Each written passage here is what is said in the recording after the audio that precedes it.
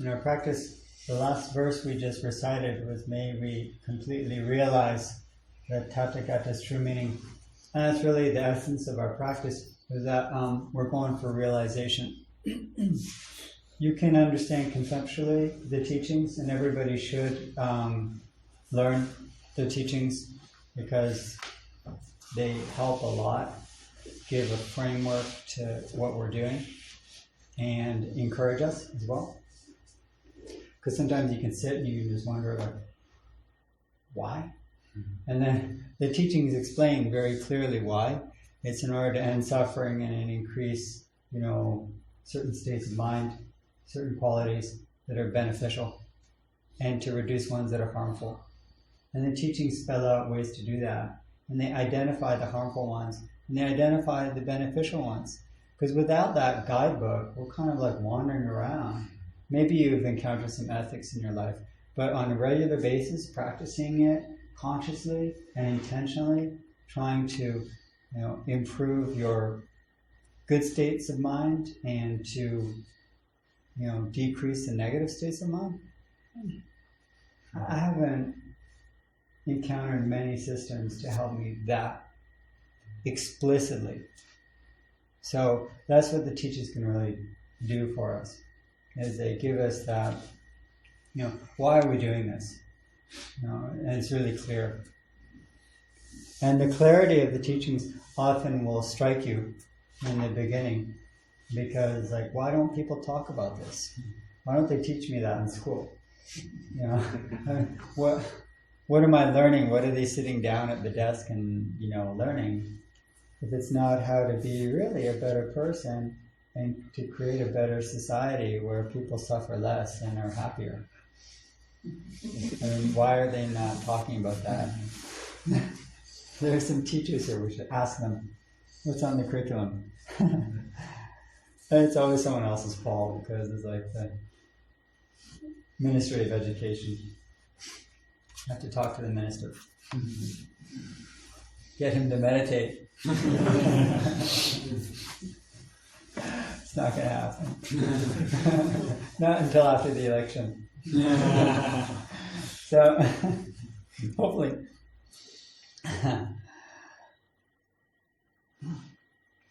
So the teachings are rich, and we have to realize them. And we have to realize them creatively, meaning in your own way and in your life.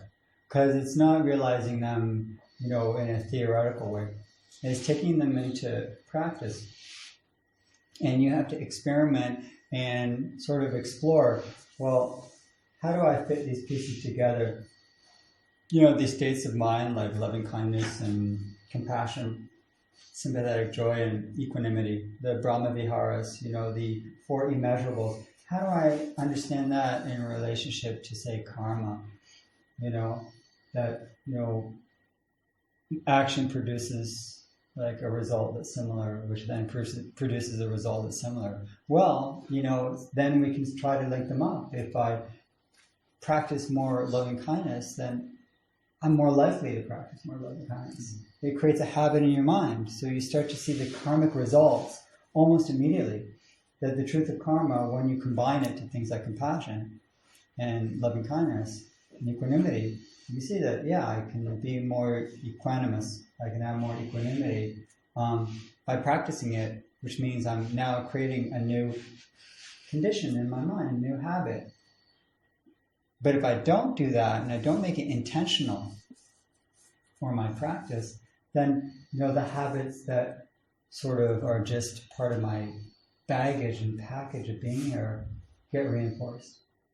So we want to live consciously, and we want to choose well.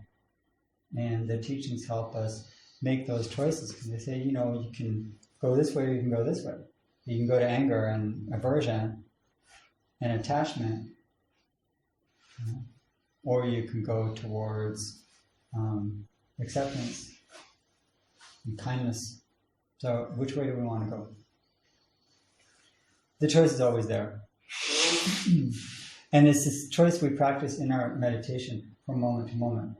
Do you want your mind to be over there, or do you want your mind to be here? Yeah, it may be less exciting here. You may be just sitting and breathing, And the fantasy you're having may be more exciting, but the excitement won't last. And then when that fantasy ends, you're left wanting something else that is equally or more exciting. And then you're just creating another karmic habit or pattern of always chasing after dreams. The meditation is dreamless. Or you can even say it's hopeless, which is kind of sad but true. It's a hopeless practice, meaning you're letting go of hope that something great is going to happen just around the corner. This is it. Meditation is saying this is it, whether it's pleasant or unpleasant. When you let go of the good or bad label, then what is this? So the first koan ever given, when Huineng in the 6th century, he was the 5th patriarch, the fifth Zen ancestor. In China, he encountered someone who was challenging him. There's a whole story, but I'll just get to the main koan that he gave. The koan was an exchange, a challenge, a question he gave the student in order to open his mind. And he said, when your mind is clear, okay? When your mind is clear and you're not thinking good or bad, what is your original face? Meaning, who are you? So when you're not having a single thought at this moment, and you're not dividing and picking and choosing into what I like and what I don't like, in that instant, who is aware? Who is aware in that moment? When you're not having a thought about what you want and your memories and your future, who's thinking? Who's doing the thinking in that moment? And that's the real places us very present into that big question. Zen is called the great question of life and death. Life and death. Well, I don't know about death, but I know life is asking that question. In this moment, who's sitting? Who's sitting? Your past? Your past is sitting? Well, where is the past now? Is that your personality and everything? All your history? Is that what's sitting here right now? That's gone. Your future is sitting? All the hopes that you'll be enlightened one day, that you'll be happy and have a great life? Is that sitting? That's not here yet. So what's sitting? Who is sitting in this moment? That's a very serious koan that gets to the heart of our practice. Can you be mindful here and let go of past and future? And in that moment, what is your experience? What are you aware of in that moment? When you really place your mind here.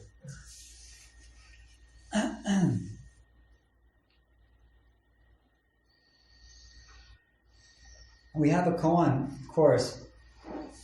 We're going to be doing the 4th session this Wednesday.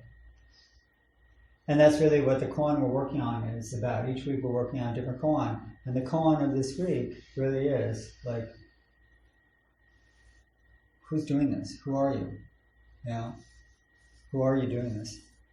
Like you think of yourself as everybody. Most people, if you have a healthy personality, you think of yourself as kind of special, unique. I'm sort of spiritually attuned because I'm into meditation and I learn Buddhism and stuff. And hey, I go to this group. It's special. Really? Who is special? Who is that? Who's thinking that? Who's thinking that? And when that person changes and those thoughts change, who's underneath the change? And who wakes up and has a realization? And who gets depressed and upset? Who gets sad? Who gets excited? Who gets distracted when you're distracted? Consider that when you're meditating. When you're distracted, who actually is distracted? Especially if you're aware of being distracted. Who's aware?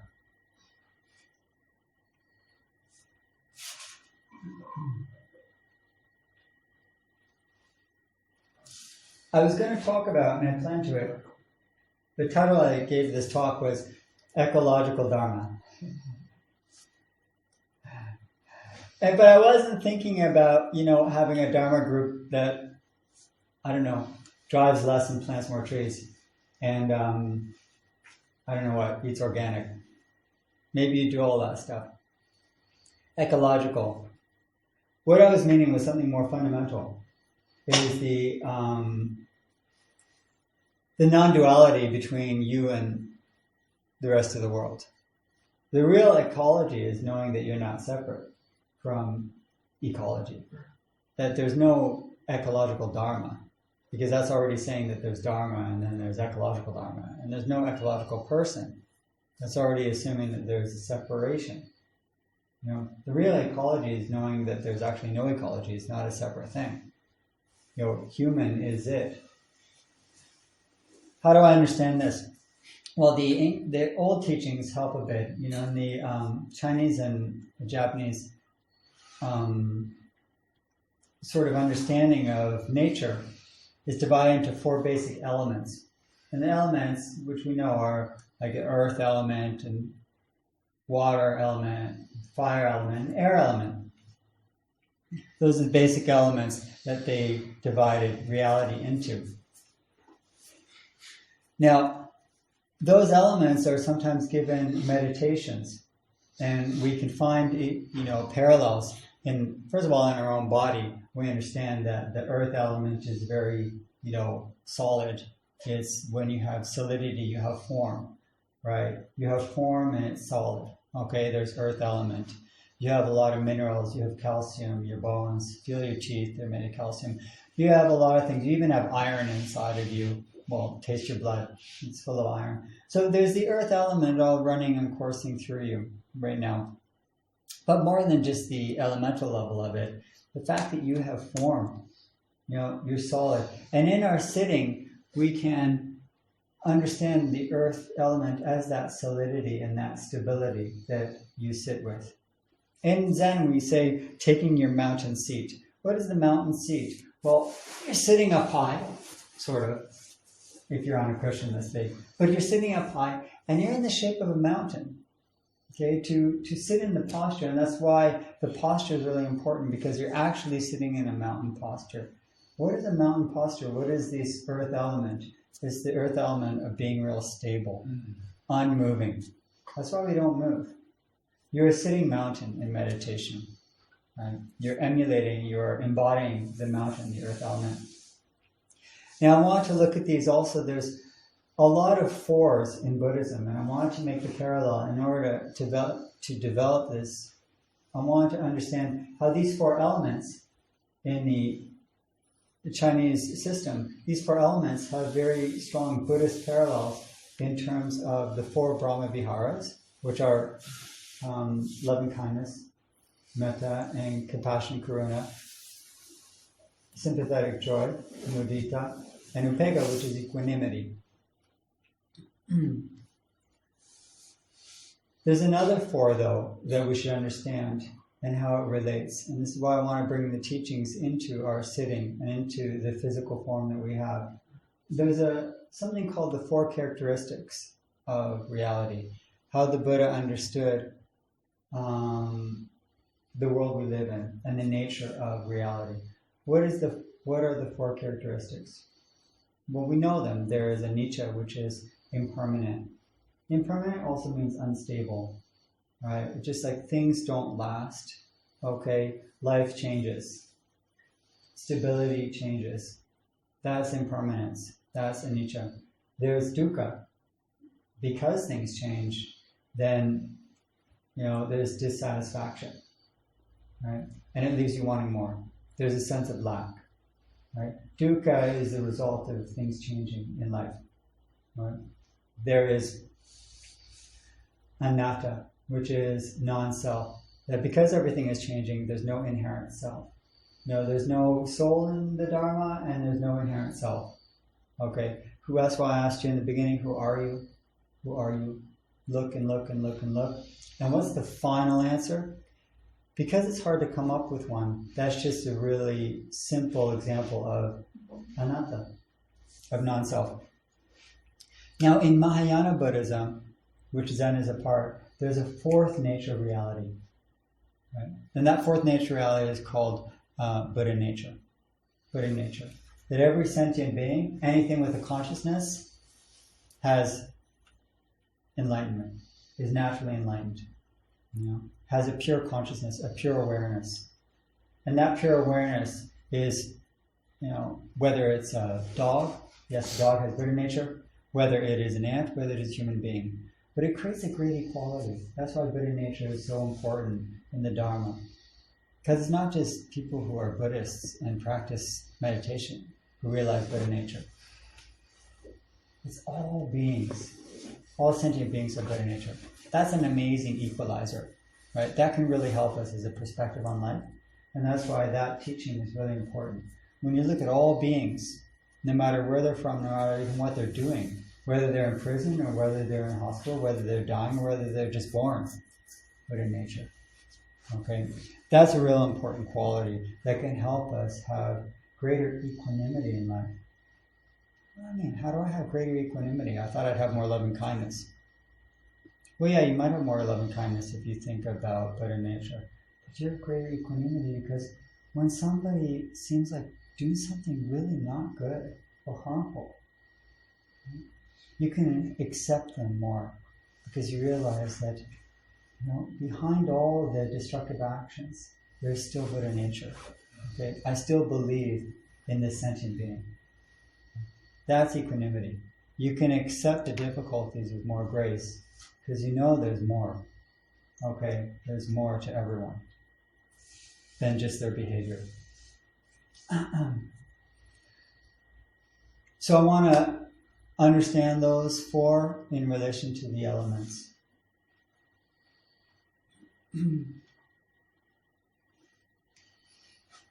So when we talk about the earth element, okay, and we talk about stability,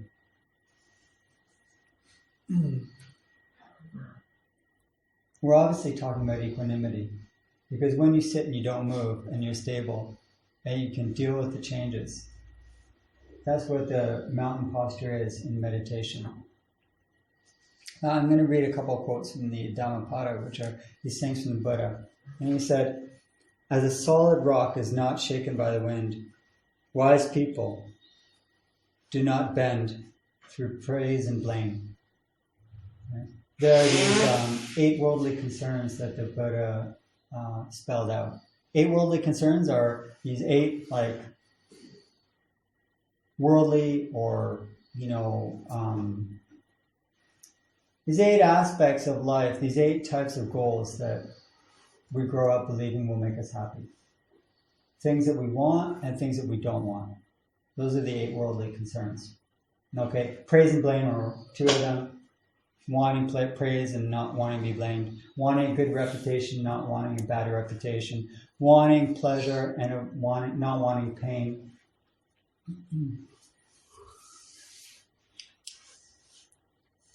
Wanting to gain, wanting to have property and not wanting to lose property.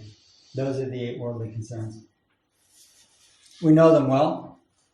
And the Buddha says here, by sitting like a rock, you're not going to fall into the trap of the 8 worldly concerns.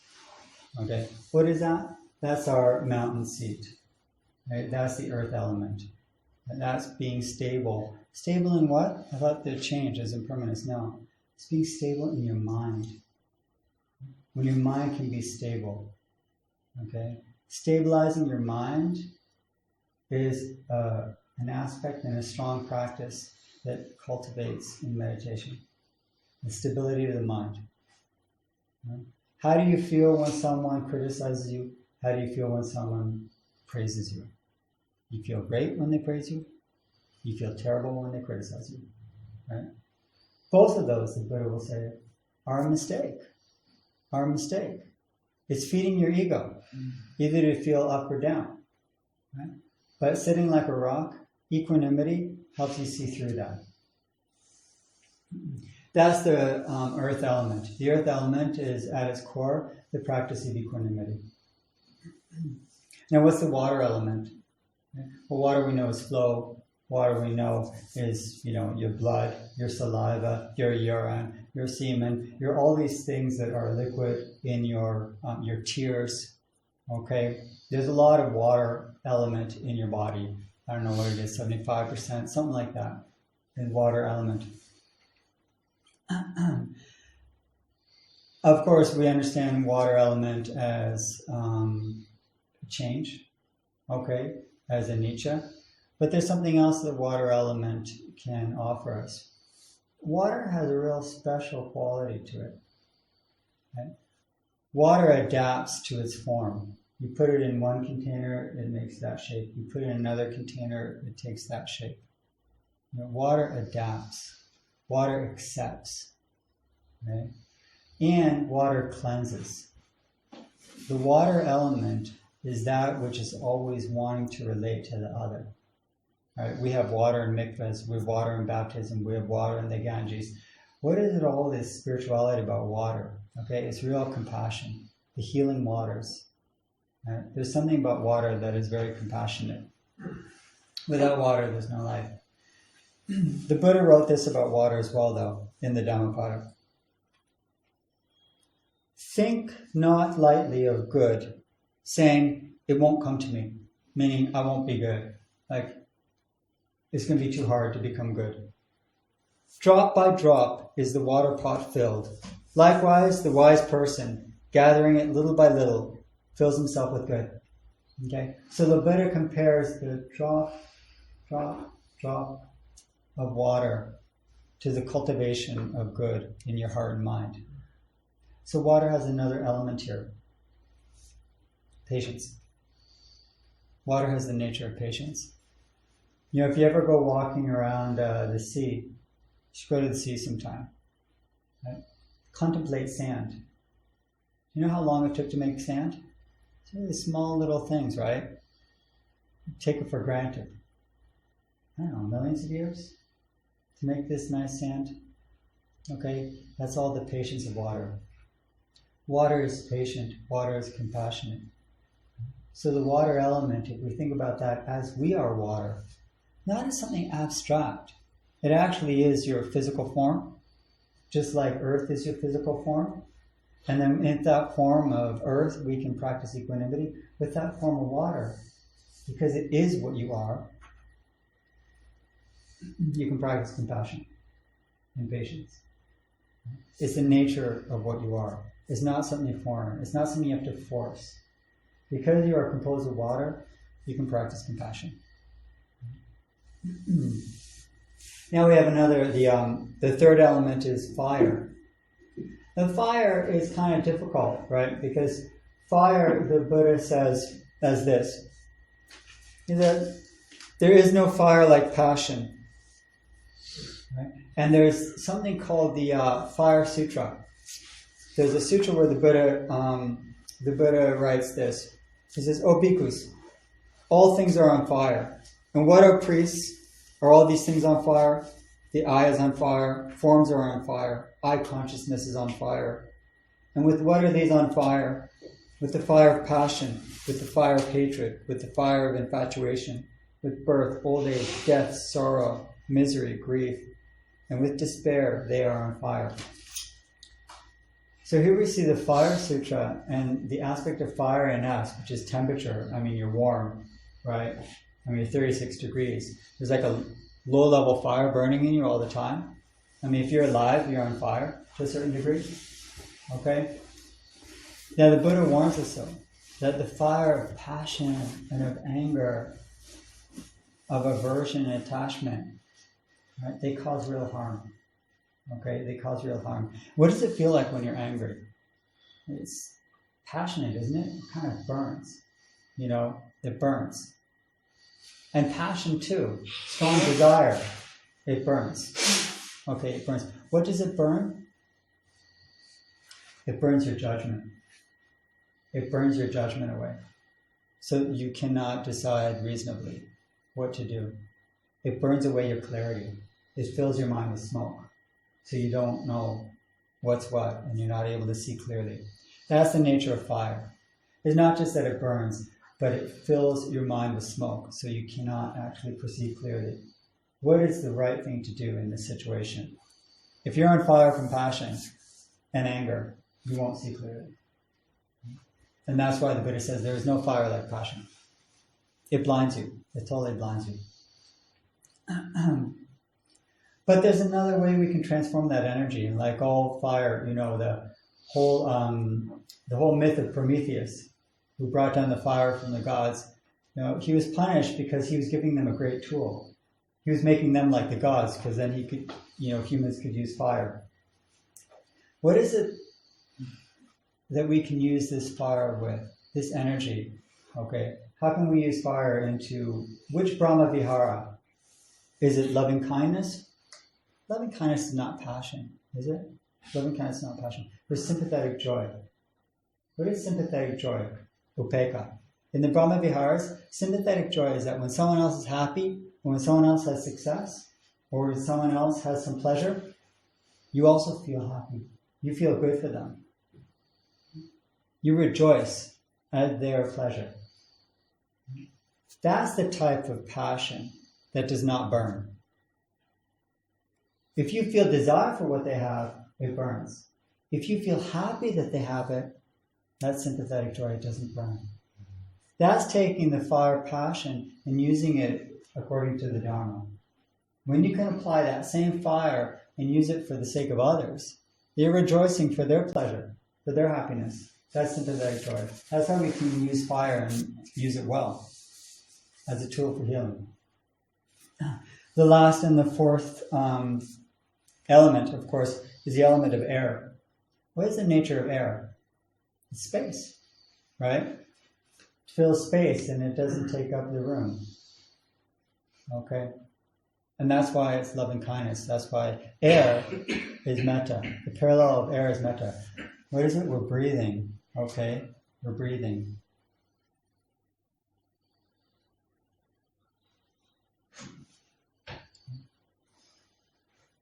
So how is it metta? How is air metta? Metta is accepting the other person as they are. The greatest gift you can give to someone is saying, you're okay. I see you. I have a place for you. Your place is here. There's enough room in my heart for you. That's metta. And that's why it's air. It's the element of air, not the element of fire. Fire is a passion, like not just I see you, but I want you. Air is, here's space. I'm going to give you room. I'm going to give you space. So when you practice the element of air in your practice, and you breathe, and you're breathing in, what is that breathing in? That breathing in is accepting the world, accepting others as they are. And the breathing out is making sure that I'm not holding on, that you're going to, stay and be like me. So you're always breathing in, acceptance, breathing out, letting go. Right?